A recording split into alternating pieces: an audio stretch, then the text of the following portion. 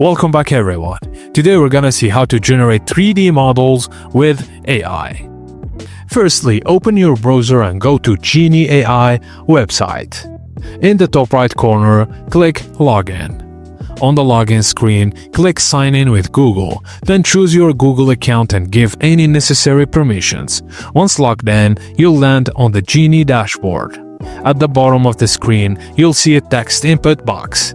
Type your idea, concept, or prompt in English. This is the content Genie will use to generate models or images.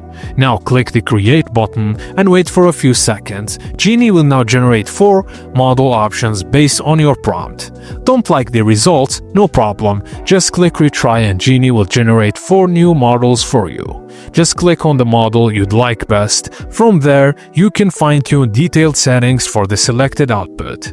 And that's it, you've successfully used Genie AI to generate creative content and 3D models.